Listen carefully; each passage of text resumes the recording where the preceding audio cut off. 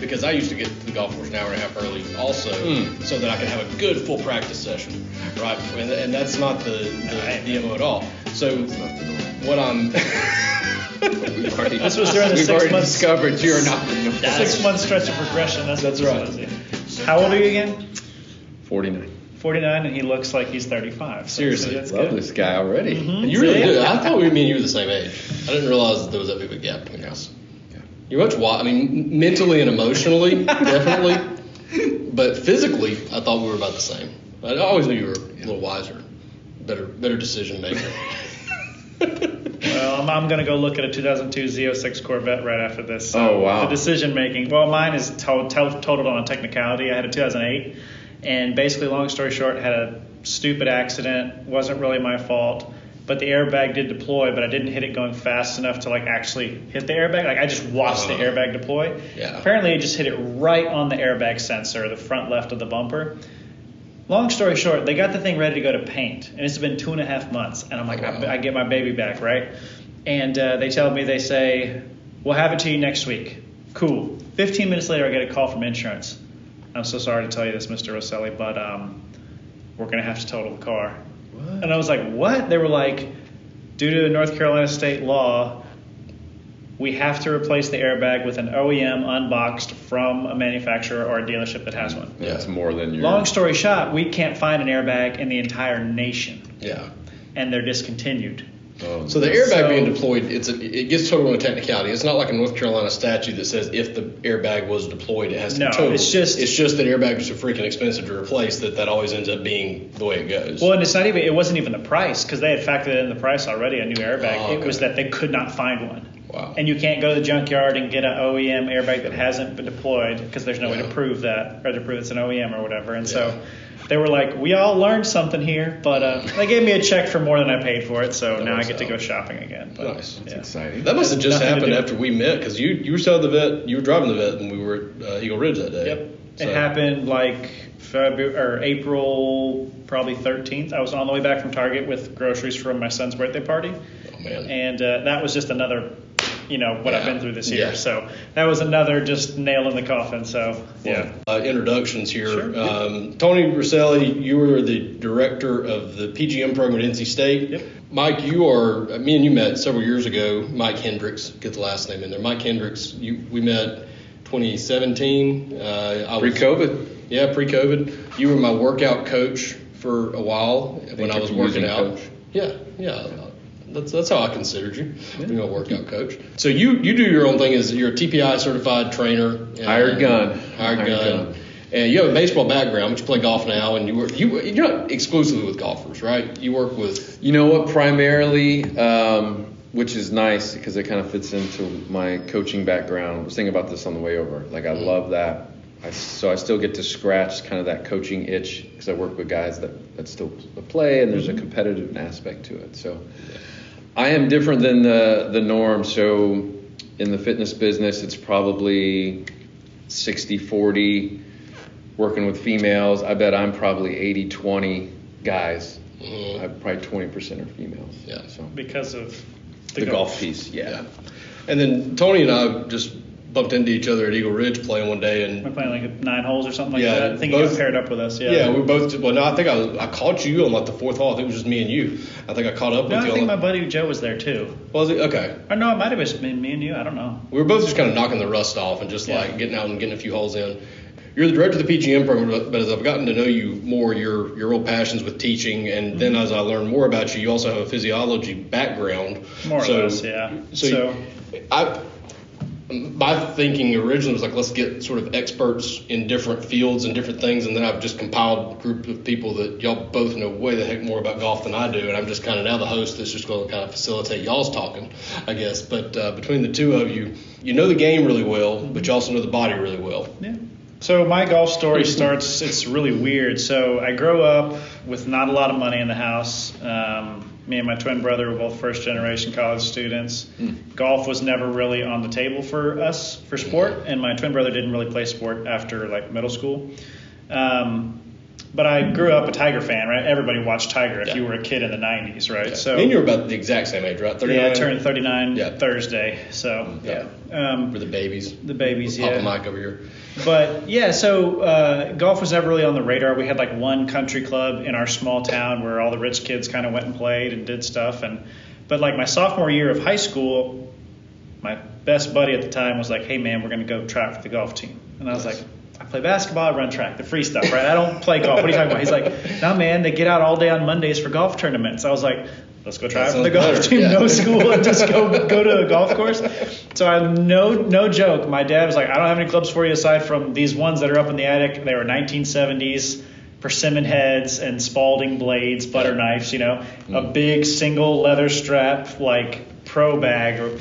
And I remember, never forget, going up to the first golf tournament, and again, 90s, so baggy pants and a basketball T-shirt and dress shoes.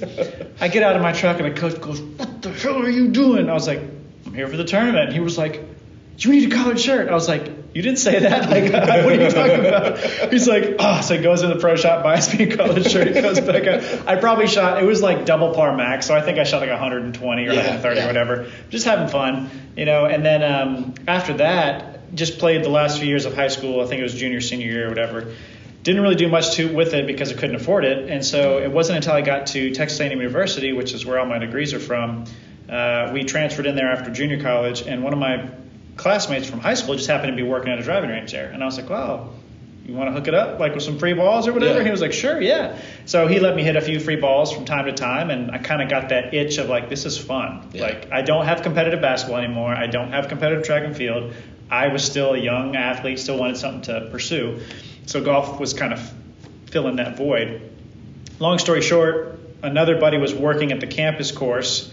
He said, hey, do you like to golf? I said, yeah, but I can't afford it. He said, well, come work with us and you can play for free every day, practice for free every day. So that's what I ended up doing, and working at the golf course at Texas A&M University, and played and practiced, gig them, got the ring on and everything.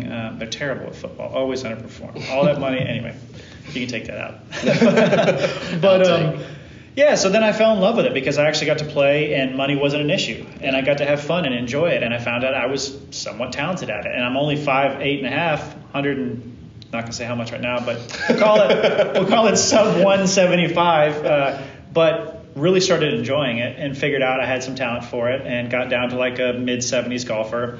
Then got married, got into grad school, master's PhD program, couldn't play that much, had kids. And then COVID hits, and I was doing some coaching on the side, some golf coaching on the side, and dabbling with my own like Chasing Scratch type goals. Yeah. It's funny, the Chasing Scratch podcast guys and I both started like at the exact same time. Really? Do you know those guys, Mike and Eli? I was actually playing golf with somebody the other day, and he's listening to a podcast. Like, what do you listen to? It was the Chasing Scratch. Yeah. So I started getting emails because I had the email address chasingscratch@gmail.com. And I had like Instagram and stuff like that. And I get these emails, we love the last episode, keep it up, guys. And I'm like, who are you talking about? It's like, I don't know. This started happening over and over as they started gaining steam. So I looked up Chasing Scratch podcast. I was like, holy crap, there's another one. And so I messaged them. I was like, look, you guys seem to have a lot more success going on. Like, I'll bow out, Like, I'm not going to like compete with you guys because I was just doing it for fun. I didn't have any aspirations or anything like that. But yeah, that's how I know Mike and Eli, I guess, through messaging or whatever, and apparently they lived in North Carolina too. Yep. Mike did for a little while, or still does. That's what I heard. They're sort of in this area, Greensboro area. Yeah, they were playing like at River Ridge and stuff. That's where I haven't played that course yet. But anyway, so I was coaching, doing some stuff on the side with golf. COVID hits. I had tenure at my last university, which you don't leave after you get tenure unless you're a moron. Yeah. But COVID hits, and my then wife and I look at each other, and we're both miserable. We're bored. We're like, I don't really want to be in Texas. I hate my job. I don't really like being here. Let's find something new to do. And we're both kind of lifelong Texans. And one day she just Googled golf professor job just to see if I could somehow merge the two. Mm-hmm. And lo and behold, NC State PGM program had a player development internship coordinator position open. So she said, apply for it. If you get it, we'll move and start over in North Carolina. And so long story short, that's how we got here. And now I'm the director of the program. Unfortunately, it's being discontinued, but I get the opportunity to develop a new program going forward. But and then I started coaching daily, the golf swing and strategy and everything with my students, because they've got to pass the PGA's player ability test to graduate from college. If they don't pass that, they literally cannot walk across the stage and get their diploma. So it's a very stressful, high-pressure job in that respect. And I like that you use the term coach because that's what it is. It's not an instructor. It's not a trainer. It's I'm going to tell you what you need to do, but at the end of the day, you got to do it. Yeah. Because when I used to do powerlifting too, right? And if you've got 405 on your back in a squat and your coach isn't there to spot you, like you either need to not do it or you need to know you can do it. Yeah. You know, like you don't need to be guessing, could I pick this up? You know, so, but a good coach will get you to that point, right? Yeah. Yeah. I'm in my second and a half comeback in golf, depending on how you wanted to define one of them. I started about the same time you did. Where were you when I met you? That was my second comeback. That was my 1.5 comeback. So, 1.5. Yeah, that was comeback 1.5. So Okay. I started playing when I was 9. So I'm celebrating my 30-year anniversary in this game, I guess, if you think of it that way. Mm-hmm. And by the time I was 11, my mom's dropping me off at the golf course at 7 in the morning on her way to work, picking me up at dark, and I'm playing as much as I can. And you do anything that many hours, you're going to get decent at it. Yep. So I played as hard as I could play until I was about 21. And somewhere in there was my half break. My freshman year of college, me and golf, we didn't really break up. We didn't really agree to see other people. We just agreed not to see each other for a little while. I understand. You know what that. I mean? I've had stretches like that too. I just had to take a minute. So I took about 6 months off, but it felt like a comeback at that point. That's the first time I'd ever taken any time off. Sure. But then, played through college and took a long break. Life happened. I got married, and I'll never forget. I was taking lessons from a guy and sat down and had the heart-to-heart with him. I'm about 21. I was like, do I have a shot at this? And he said, yeah, you've got a shot at it, but you need to move to Florida and work at a club and make $20,000 a year and play as much as you can. And, he kind of paints out the roadmap to the tour. And I was like, yeah, she's never going to go for that. No. So it's either her or golf. And I'm like, nah, we'll settle down and have a real life. So do that and play until I kind of quit playing. I got back into country club life a little bit and networked and did some work stuff there, but wasn't really playing seriously. Then when I got divorced, that's where you come into the scene, Mike. When I got divorced in 2017, I'm like, all right, made the wrong decision 10 years ago. Should have stuck with golf. I'm going back in at full speed, hard as I can. And I lived it for about 3 years, and for that stretch, my game probably got worse over that 3 years. I was just so obsessed. So then that time when I quit, I thought I was done for good. I didn't touch a club or think about a club for years, and then just got the itch last year, and like, okay, I'll go hit some balls, and then one thing leads to another, and I'm kind of found myself about the beginning of this year like, okay, I'm going to get serious about this again. So I'm about my 6th month or so of getting back into it a little bit. And what I've learned, though, is my game is getting so much better, so much faster now than it did years ago. What I've learned is that all those old men at the golf course when I was 12 or 13 were really right if I've been listening about what really helps your golf game and what really is irrelevant. So you and I have talked about that a lot, and Mike and I have talked about that a lot, and it's like, okay, how do we better prepare as golfers? I'm here for free lessons as much as anything else, If it's free, give me 3, right? That's right. Yeah. So you're going to help my swing, and you're going to get me back in shape, and but no, that's what we really got roped in for. That's right. Yeah, I didn't tell you all that before we hit record, but for me, I think about it like this: if you gave me a choice, and this is the dumbest thing in the world to say, but I mean it. If you would have given me a choice 5 years ago and said, okay, you can have a swing that looks exactly like Rory's, and you're going to shoot 75. Or you can take the swing you've got right now. I know you don't like it, and it's not the prettiest thing in the world, but you'll shoot 65 every single day. As dumb as it sounds, I would have taken the swing. I'm that vain. I wanted my swing to be perfect. If you'll make my swing look perfect and give me the strength that Rory's got and the flexibility that he's got and make me look like that, I don't care if I shoot 100. I just want to look that good on a golf course. And that's where I think that's a lot of golfers kind of fall into that camp. Sure. We're more concerned with what it looks like than how it performs. Yeah.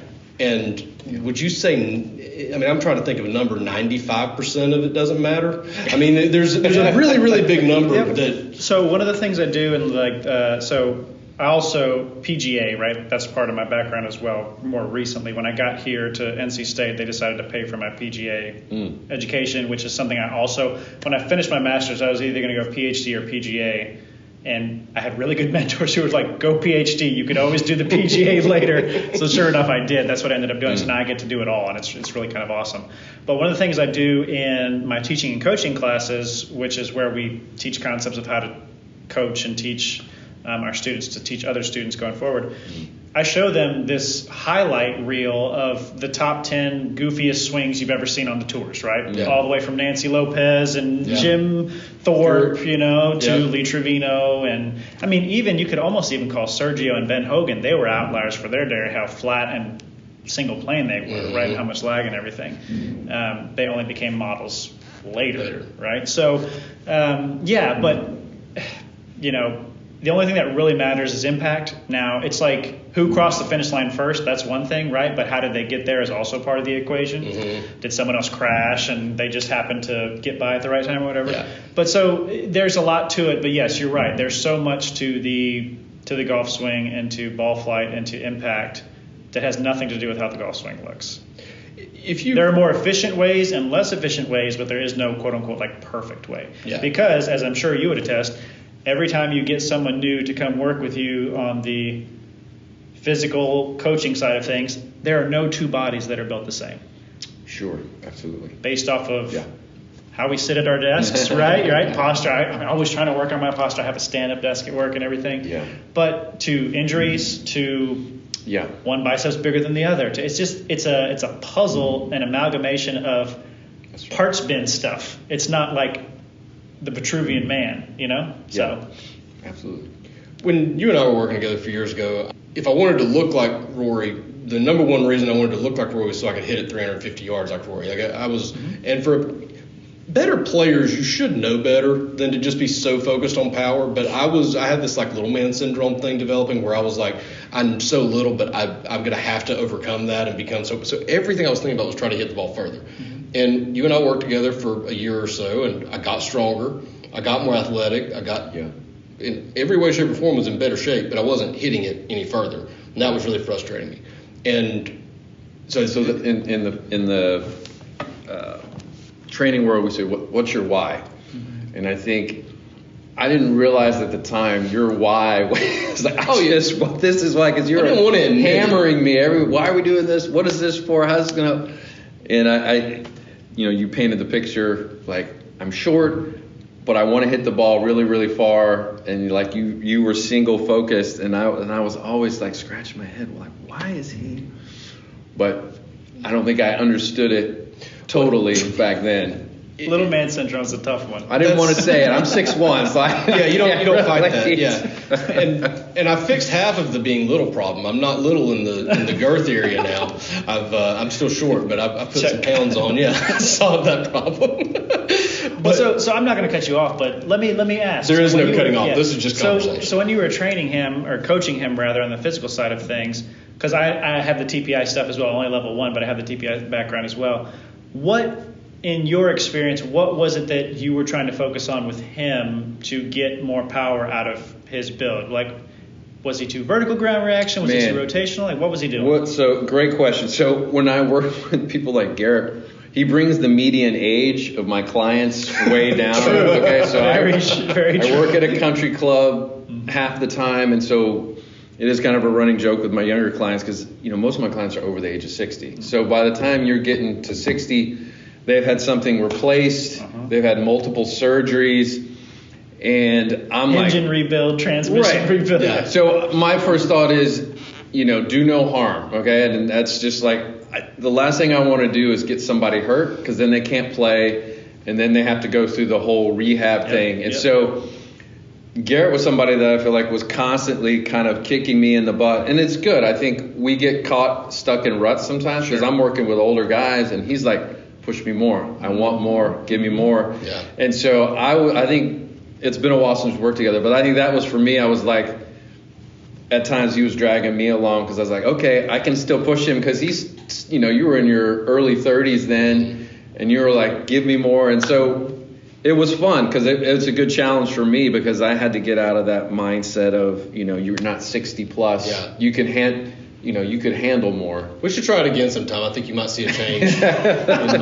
You might have more relevant exercises for him at that point. I like to make sure whatever exercise we're doing More now, corrective. I can do with a bottle of water in my hand, so I don't have to take breaks to do it. So this is not a paid endorsement by any means, but Sully's Golf and Gather over in Garner. I've spent a lot of time over there, and I've loved being on launch. Oh man, it's a great place. You got to check it out. Shout out Mike if you ever listen to this.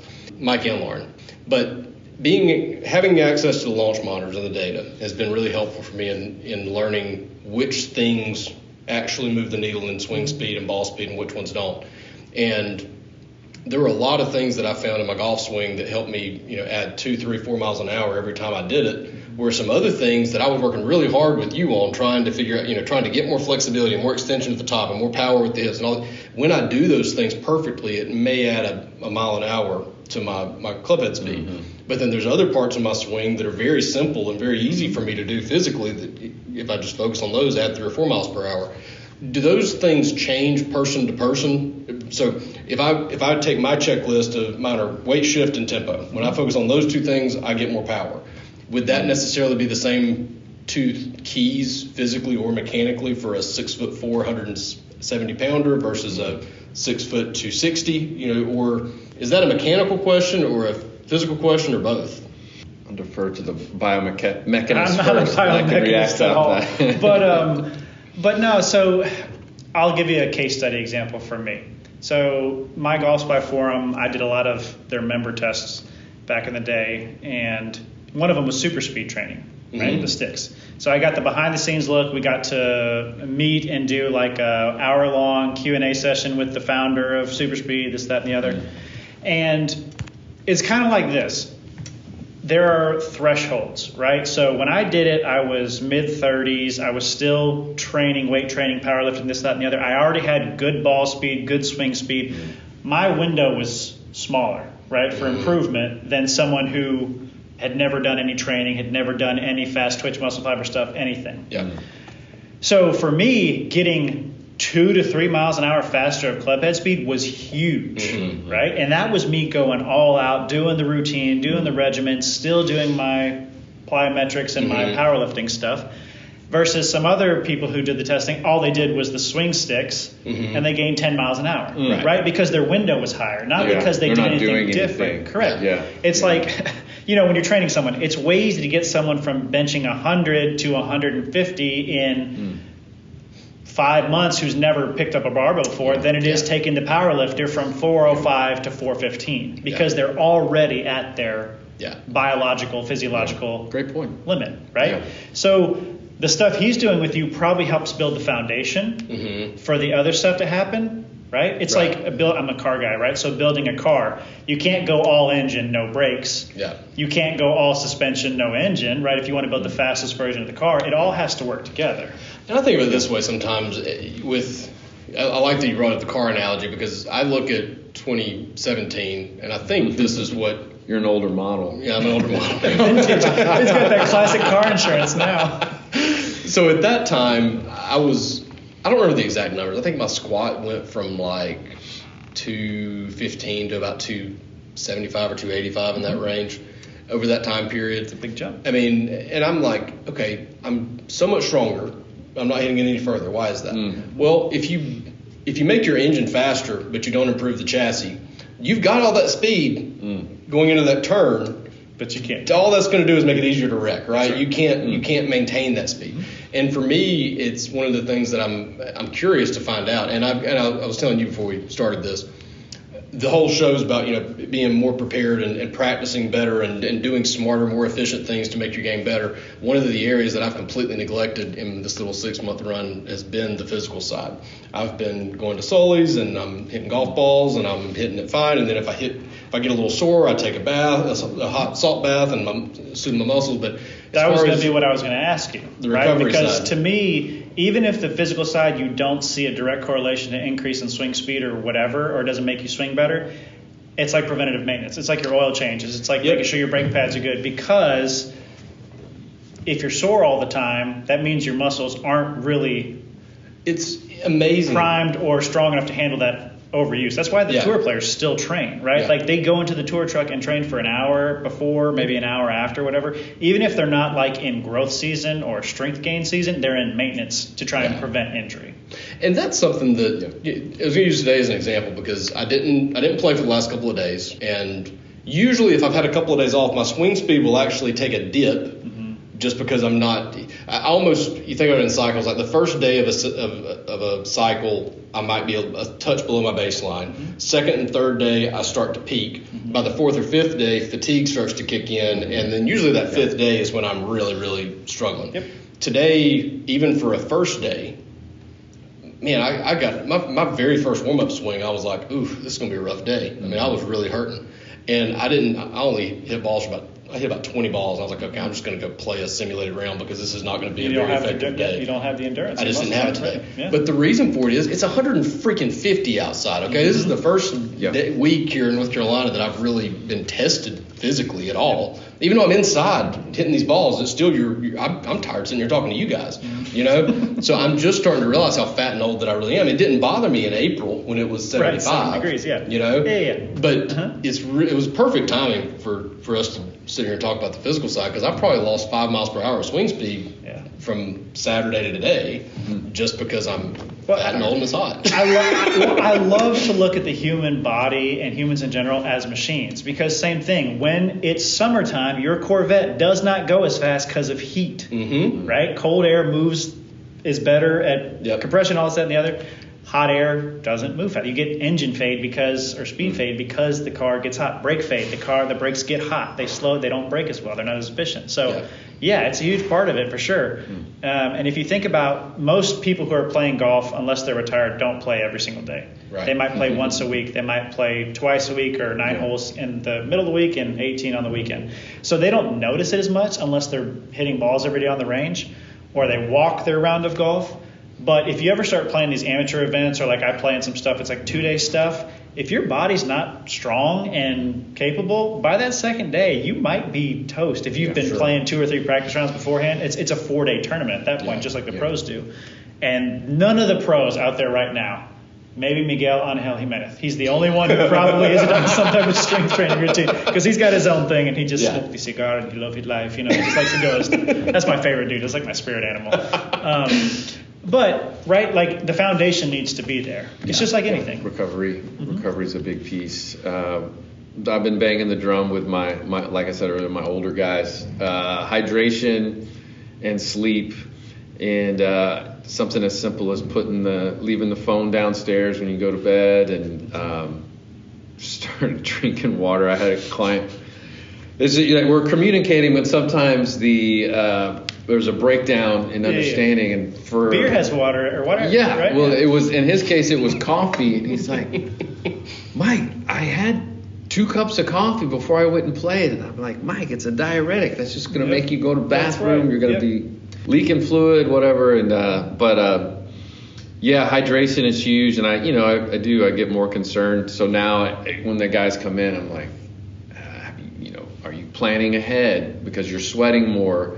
So that means you have to drink more water now, and you have to get more rest, because these guys, they may be over 60, but they're playing. The joke is they play every day that ends in Y. A lot of them play Monday through Friday. Well, that's a good point. Like you talk about leaking oil, because think about 18 holes of golf. We're talking 3.5 on the fast side to 5 hours in the North Carolina or wherever you're from sun. I'm from Texas originally. Like, we are in the dog days of it. And this is an outdoor sport. So as much as we talk about the golf swing, the golf game is mental, well, what happens when you start to run out of fluids? Your mental starts to take a toll. You start to get hazy. You can't, that 4-foot putt, right? Yes, it doesn't absolutely. work. Absolutely not. So one of the things I've been doing whenever I'm playing in these tournaments is I have one of those really huge water coolers with me. I fill it up with ice, fill it up with water, and then I pack little electrolyte powder packets with me. Way cheaper than Gatorade, way less sugar than Gatorade. There's no sugar, right? Unless it's a sugar alcohol or something like that, but for flavor. But you just put those in and you just pound those throughout the day. You might not go to the bathroom at all, but you will realize how much you've sweated. And you'll realize, I haven't gone to the bathroom and I've drunk 3 of these throughout the day. Holy crap, what if I'm just pounding beers or seltzer waters, and I'm not taking care of my body? It's so fascinating that people think golf should be treated like differently than any other sport we play. If I'm playing basketball, I'm hydrating, right? If I'm playing football, I'm hydrating. But with golf, they think beer. I'm not saying exerting myself I do it enough. too, right? I'm not exerting myself, but you're still sweating. Yeah. And that's a chemical process that needs to be replenished. It's so funny. You're like, what can we talk about? Hydration. You get two nerds together, and you're going to get hydration. I'm loving it though, because that's exactly the kind of thing that I've observed and learned that's helped me over the last few months, is that it's the little details that make a gigantic difference, and stuff that I didn't realize when you and I were working together.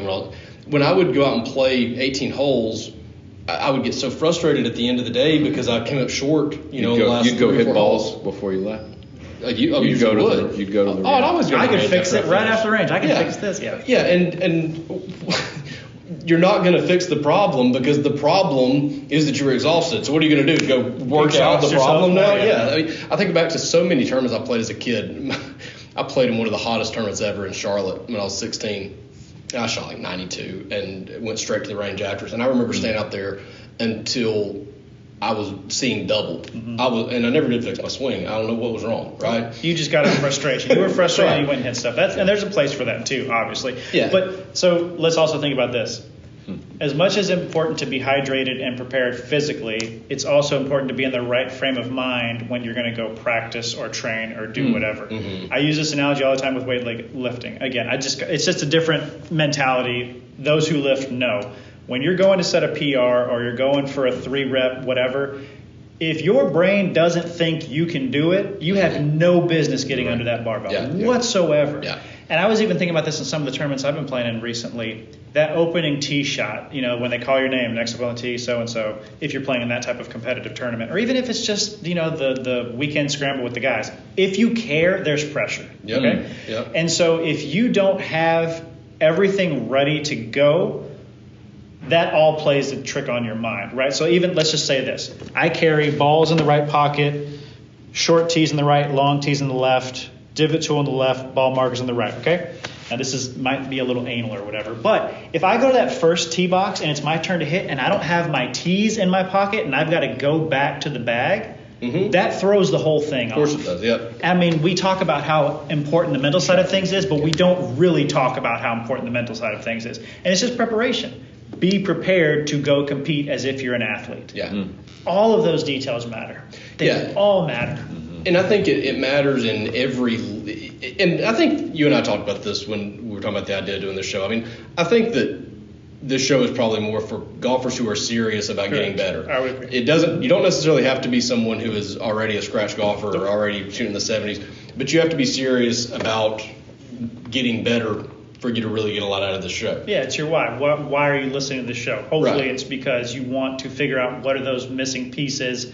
Even if I'm not built like Rory, even if I am 60, how can I get that 1 or 2 strokes better? Whatever your goal is. Yeah. And we'll probably touch on some swing fundamentals here and there, and we'll definitely talk a lot about on-course strategy, and we'll talk a lot about practice strategy and practice. What's an effective way to practice versus what's a stupid way to practice, basically. Hitting balls after the round of golf when you're already frustrated. That's stupid. That's stupid. Yeah, that's pretty stupid. Yeah, because your mindset's not right. You're not focused. You're not absorbing any new information. You're not thinking differently. You're just working out frustration. Simplest way that someone ever said this to me. I was out on the driving range one day at my home course, and I was about 13 years old. The pro coach said, "What are you working on?" I was like, "I don't know what I was working on." That's a great question.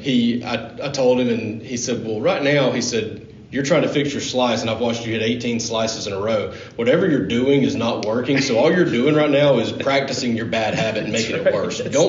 Don't ingrain bad habits." Yeah. And this sounds almost lazy, I guess, but it's the best thing you can do. I think if you don't know, if I use the phrase, if I don't have a beat on it, then I'm not going to keep working. I'm not going to keep beating my head against a brick wall. If I know what I'm trying to do and it's just not quite there yet, then we'll keep working at it. But if I'm just sitting here like trying to solve a Rubik's Cube, then it's blindfolded.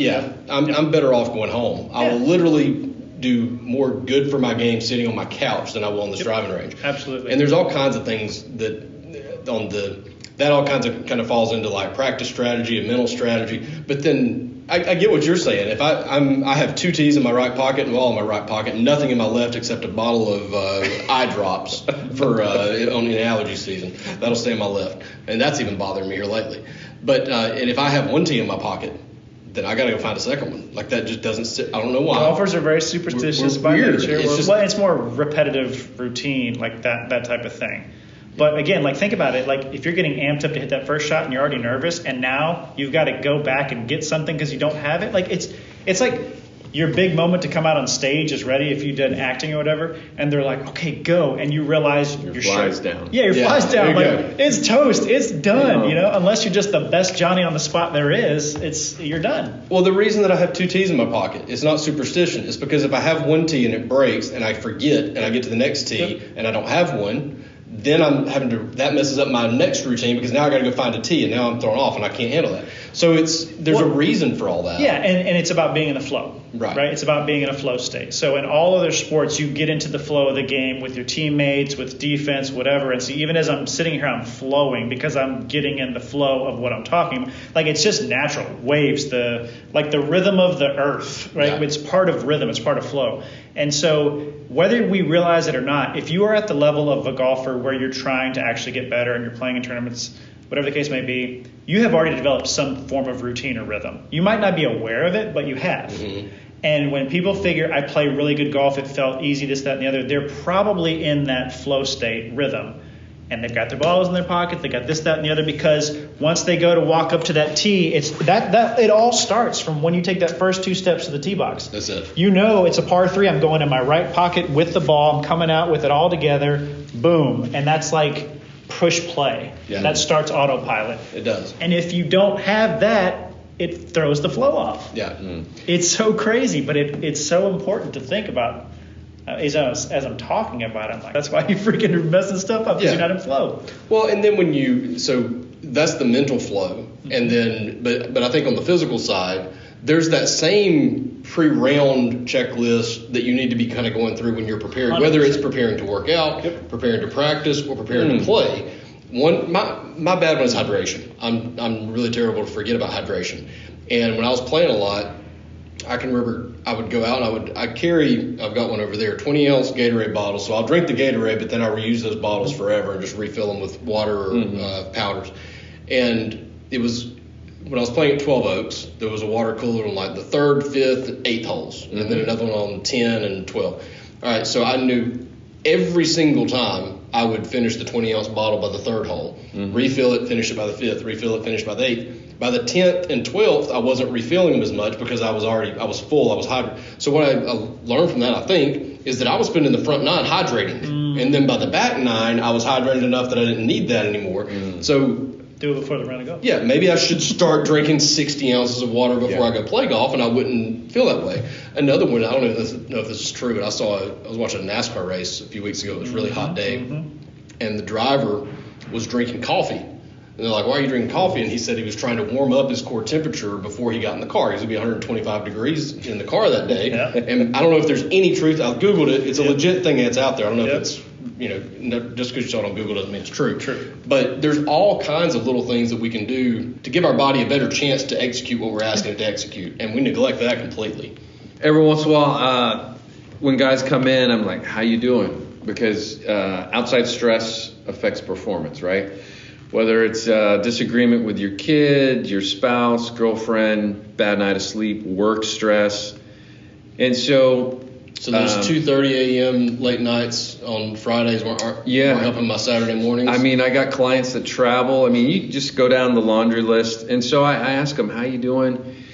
And then we just get in a conversation. So we're working out, but I'm also finding out, what are, barriers to your performance. And then we try to, because a lot of times they don't even know what it is. They're until they start talking about it. Yeah. How can I help him recognize those things? Because we're all we have the blinders on, and we think we're not being affected by, what's going on at home or whatever. And so once you recognize this piggybacking the flow thing, it's just, what are the barriers to flow? And I always think through the lens of baseball. That was my background. And so, what happens when you get a bad call? What happens when the weather doesn't cooperate? What happens when, your shoulder hurts?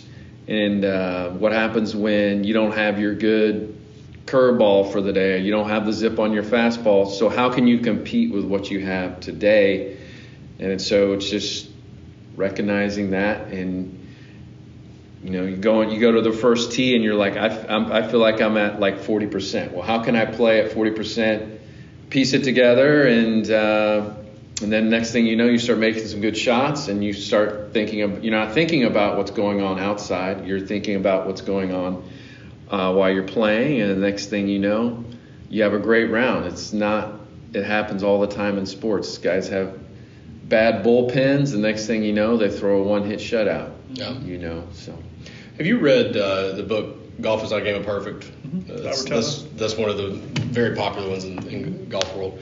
And it's funny, I was playing Eagle Ridge the other day, and this thought came to mind, and I thought about it, I was like, that's actually the name of the book.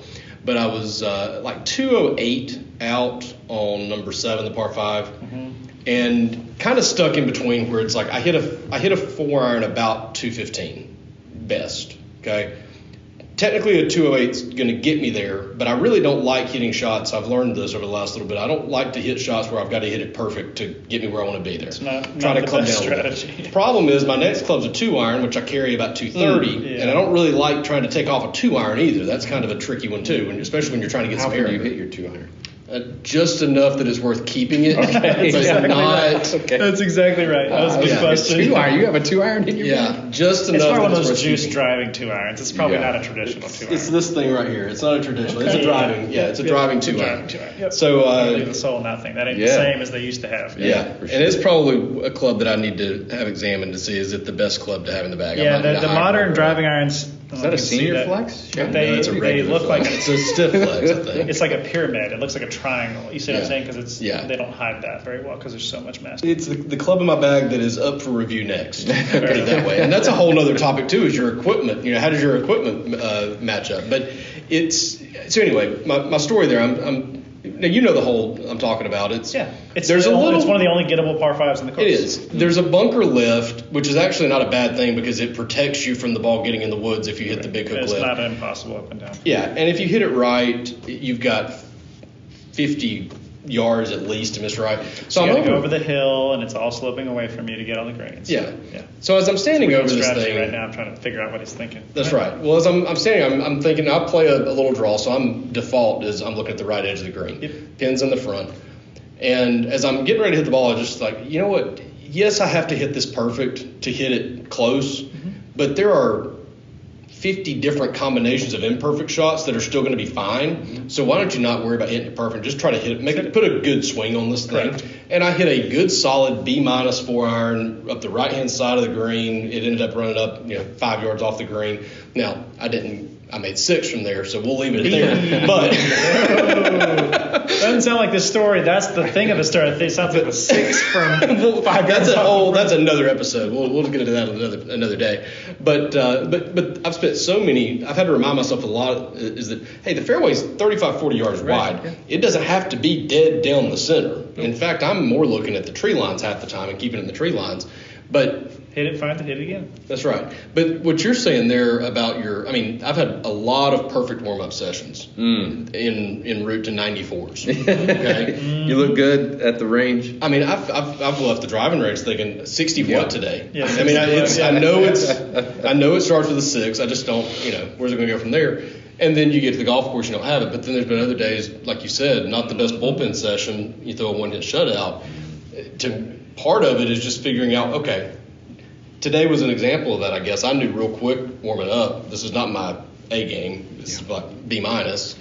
But knowing that, okay, what does that mean to me? It means I'm about a half a club off. If I'm hitting 8-iron, it's not 175 today on the 8-iron, it's 168, and okay, don't go 245 carry, I don't have today. We don't do that. But just know those things and play for Have to them. play for it. Yep. Yeah. To shoot whatever score is your best possible score for that day. And that's what people struggle with this because whatever your handicap is, let's say you're a scratch or a 2, which I hover between a scratch and a 2 right now just because time. I'll go through stretches where I'll play 3 days a week for like a month and then I won't touch a club again for like 3 months just because, it's just how it goes.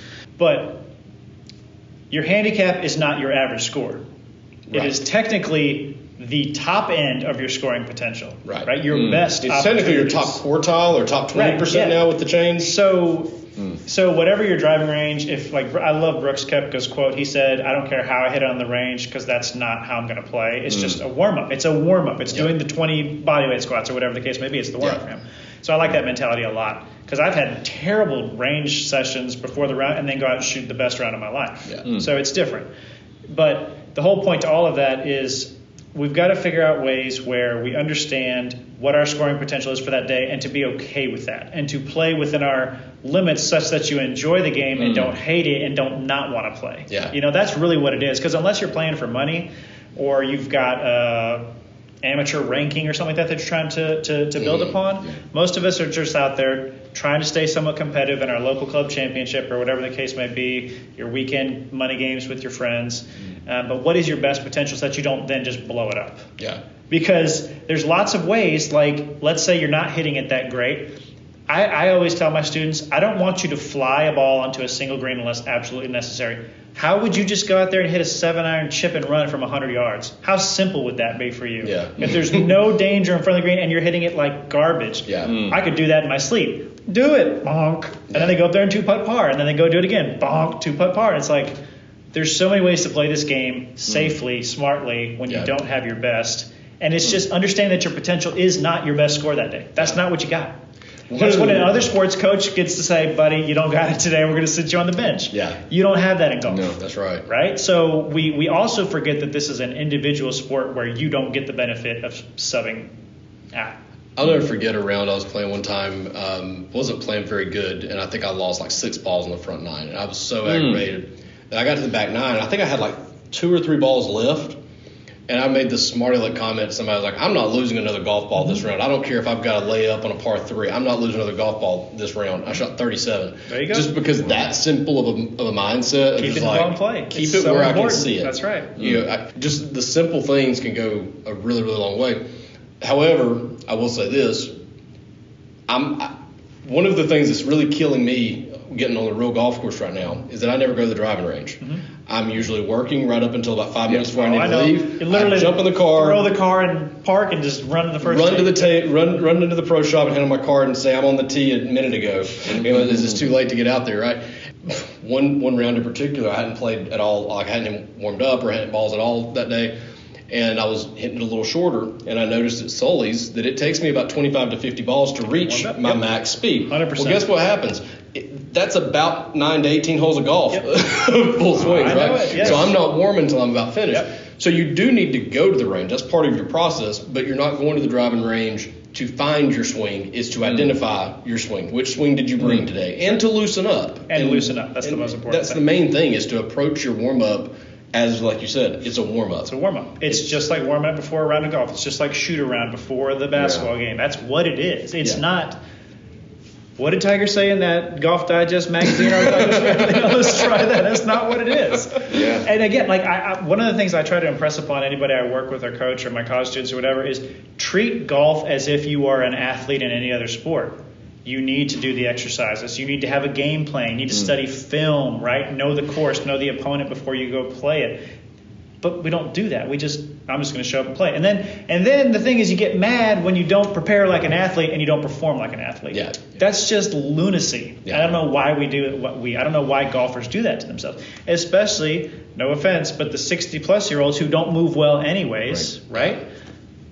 What percentage of golfers do you think? This is This is a loaded question for Mike here. Teeing it up. This is a hanging softball right down the middle for you. What percentage of golfers do you guys think spend the same amount of energy on their physical preparation, whether it be for a round or for a season or for whatever, that they do their swing or their mental game or whatever? I mean, I'm pegging it below 20%. I don't know. But Unless you're a competitive college or professional golfer. Okay. Just our American culture in general, people don't take care of their bodies as well as they should. Yeah. We're all guilty of it. Second follow-up question to that is, what percentage of the pie, of the performance pie, does it make up? Right. If only 20% of us are doing it, what is it? I would argue maybe close to 50% is how physically prepared am I to play. The biggest commitment that I've made to my physical preparation this year is switching from light beer to ultra light. Okay, that's the biggest commitment I've done to try to shave a little bit of weight off. and it apparently hasn't worked, because I'm about the fattest I've ever been, and I can feel it when I step outside now. And I'm not looking forward to the next couple of months, because I realize I got to change that, and it's not a lot of fun. But do I want to keep playing bad anytime it gets over 90, or do I want to fix the problem? Right. But okay, so if I've made that commitment now, okay, I need to do this. What are the top 3, top 5, whatever you want to call it? Hydration's a simple one that we don't have to get in shape to hydrate, right? That's something we can all do before we go play. Okay. But you've got flexibility, you've got mobility, you've got losing weight. Give me the magic bullet. Give me the magic that's going to help me play. Not the magic so much as if I say I'm going to find an hour to work out. I'm going to devote an hour a day to improving my body for the purpose of golf. Is it I need to lose weight because I need to lose weight? Okay, well, first of all, knowing you like I know you, you do not need to start working out an hour a day. You are not in the shape. I know you. 15 minutes. Because you're going to get hurt. He'll get hurt. Yes, first of all, yes. Don't go into the gym every day. Yep. If you're not doing anything, and that happens a lot. People they come and see me, and I'm their last line of defense. They've already bought the clubs. They've gone to see the golf pro. Yep. They've done everything, and now they're coming to see me. Save me, Mike. Yeah, and so they're take 20 years off my life. Yeah, exactly. 20 years earlier. Yeah. They've just taken the Mustang out of the barn. It's covered in dirt and grime, and so first of all, just coming in once a week, and it's like the slow build, because by the time they see me, they're enthusiastic, they're gung ho, they want to do something, and I was like, okay. And I hate to be that guy because then they're so jacked up and they're so excited, and you don't want to be like the cold bucket of water. But I was like, hey, let's just make sure you can, you can. Let's just see how Crawl you do before you walk. Kind of thing. 30 minutes. Why don't you come back in and walk on the treadmill and let's do that for a couple weeks. And I'm not paying you to talk to me while I walk on the right, but right. You are because you're paying me to tell you what you need to do. That's right. I didn't realize all those conversations we were having, by the way, were you trying to figure out what was going on in my head. I thought we were just chit-chatting. I didn't know you were trying to No, coach is always asking questions to figure out. No, but to that point, I'll give you an anecdote from my life. So, again, we always compare ourselves to our best versions of ourselves in whatever it is. Mm-hmm. So you take your big break off of golf where you were shooting low 70s, high 60s, and then you take a 6-month break, as you said, and then you try to get back into it, and it's not going well. That's because you are not comparing yourself to what you are capable of at this point in time. You're comparing yourself to 6 months ago, peak. Right. Same thing happened with me in the powerlifting. Yeah. Early 30s, late 20s, early 30s, I'm strong, I'm fit, I'm dedicated. Then I had babies, so a year of not training that way goes by. What does my dumb ass do? Let's go right back into it. And this happened for 5 or 6 straight years. I'd get hurt. You go to pull deadlift and something's not prepared. It's not built up and you get hurt. And then the whole thing stops. Yeah. And then you start again. And then it stops. And then it starts again because you're not being patient. You're not building the foundation properly. Yeah. So I don't care where you're at in life or what you're doing, whether it's golf or fitness or whatever. There is always not where I was and where I want to be. There's where I am now. How do I get to where I want to be? And I think right? You see what I'm saying? Like you can't just go. Yeah, and I think there's something to be said for embracing taking what life gives you to some extent. Maybe in that example for me, probably January, February, when I was first getting back into it a little bit. If I went too hard, I would feel a pain from my lower abdomen, and I didn't know what it was. It took me a couple of months to even look into it. But I knew that I didn't want it to get any worse, so I would very intentionally not go as hard as I could for a while. But what I got out of that was I started working a lot on tempo and a lot on slowing my swing down and a lot on not swinging max all I could. More efficient. Yep. And what's funny is I found that if I would swing the club more efficiently, I really didn't lose but maybe 1 or 2 miles an hour from that max anyway. And okay, so take a negative and turn it into a positive. But there's a lot of opportunities to do that with your physical training to say, okay. For me in particular, I don't think me trying to get stronger is got to be if I were going to go an hour to the gym or even 30 minutes. Do I want to spend all of that time lifting weights and trying to get stronger? To me, the low-hanging fruit seems to be, okay, lose some weight so you can have better endurance and just feel better and have more energy on the golf course. And also flexibility and mobility are the two things that I think for my particular swing are the big opportunities, I guess. But for right now, forget stretching. I can't get around my belly to do a stretch, right? My muscles are more flexible than I can reach because the belly's in the way, right? So, but I was teasing about me trying to get free advice out of it. I'm one example of it. Everybody out there has their own body, their own limitations, their own things. So how do you help your clients identify where they need to, okay, this is where your low-hanging fruit is. 60% of your time needs to be spent in this area to get the most gains, and then we can build on that. A great question. So I learned, I think I'm in my 20th year now, so you can go in with a game plan or a practice plan with your client. Perfect example, I got a guy comes in, he played a member guest over the weekend, okay, with his brother out in Connecticut. Well, they played Wednesday, Thursday, 2 on Friday, I think Saturday, came back Sunday, sitting on the tarmac for 2 hours because they're of weather, falls asleep, he comes in, he can't turn his neck. So I can have a great plan for him for the day. Mike, hey, how you doing? But he still came in. He didn't cancel. Yeah. Okay, so what are we going to do for the next 60 minutes? It's not going to make him worse because he's going to play this week. So how can I get him ready to play? This is a great session, Mike. So, you don't want to get him hurt, but he might get himself hurt. Yeah, I can have the best workout in the world, or the best game plan for somebody, but they come in and they've got something going on. So I've just had to learn to adapt, and he's coming off playing a lot of golf, and so how, like you're saying, what's the best thing to do when I go in? Well, for Craig, it was to get him loose, do some soft tissue work, get him do some mobility, do some things that don't require him, moving his neck, straining his shoulders, and I love it when you get to the end of the hour, like, man, I feel so much better. I'm so happy that I came in. And, you didn't fix him. He's still got some discomfort, but he's hopefully on the road to recovery where, it's a win when they don't have to miss a round of golf, right? Yeah. So, from my perspective, I would say if I had to pick, because that sounds like what you're wanting to pick is strength, mobility, flexibility. It sounds like you want an answer, like an opinion what's on that. The best? So, but what I'll say, yeah. So what I'll say is, if you can't move, you can't play golf. Right. So flexibility and mobility. So I always tell people, if you can't do anything else, if you can't hit a ball, you need to do some form of dynamic motion just to get the blood flowing. Because I used to use the analogy of ticky-tack or silly putty or whatever. If you take it out of the freezer and try to bend and twist it, ain't going to go well. Yeah. You heat it up in your hands or the microwave for a few seconds. Now we can do something with it. And granted, like injury prevention, I love it. It's a great concept, but people get hurt. Sometimes weird stuff just happens. You step wrong, you make a weird swing.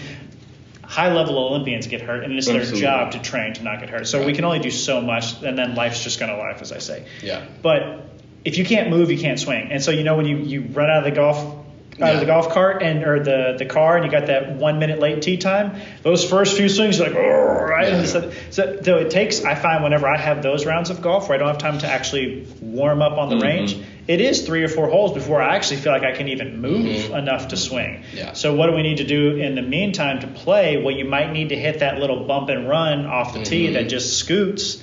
You might need to play that little chip into the green and try to get pars versus birdies just until you can actually move. None of these tour players, absolutely none of these college golfers shows up any less than an hour and a half to 2 hours before their tee time. Yeah.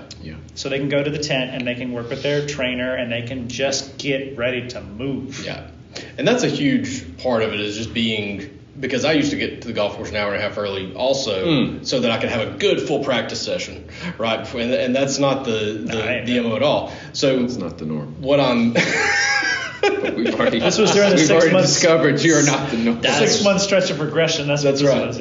Yeah, but for me, when I'm going to go try to play a really serious round of golf, I will make sure I take a hot shower and get the muscles soft enough so that I can go do some foam rolling and some soft tissue work, and then I'll try to do some stretching, and then I'll eventually build up to the range where you can really try to. There's a process to even to getting yourself ready, right? I mean, I think it's if I just go try to stretch as much as I possibly can without hydrating first, I'm not going to get as much out of the stretch as I would, right? So even that has sort of a building block element to it, in that you don't. There's a reason that you warm up before you go try to lift 400 Correct. pounds. Yes. Right. Yes. It's so that you have the potential to be able to do that with minimal risk of injury. Yeah, exactly. It's just how it works. So I was going to say one thing, going back to the whole preparation thing that not most people, but a lot of people do overlook.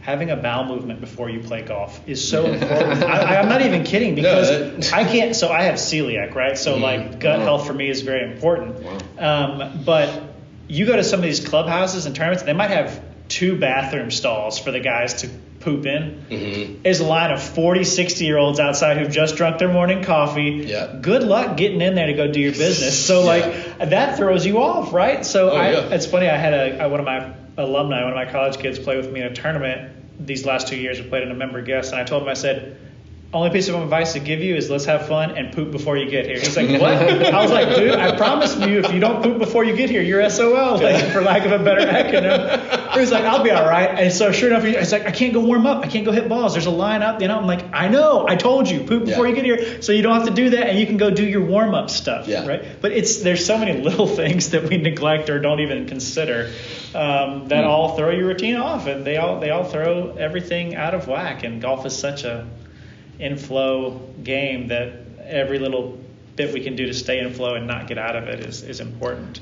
But back to the mobility thing again, like there's a reason why Miguel Angel is still doing what he's doing, and Gary Player did what he did for so long. It's because he's like, Gary Player, look at me, look at this, I can still touch my toes, and I do this and Miguel with his little knee thing and all that. Like, if you're mobile, even as we get older and we're not as strong, if you can still move, you can play golf. Yeah. I've had to play golf where my neck I can't turn before. You can't play. It's impossible. Like, at least not to your potential, right? You can't do it. So if I had to pick, at least before a round of golf, I would focus on flexibility and mobility. And you can accomplish a lot with just some body weight squats, with just some I call my students airplanes, where you just take your arms out like an airplane, you just back and forth just to move. Just some, Super Speed has good warm-up exercises. TPI has some good stuff as well, but it's nothing like overtly complicated. It's just move. We talked about the seasonality of it to an extent, and that the players, even when they're not in strength building mode or what, they're still working out.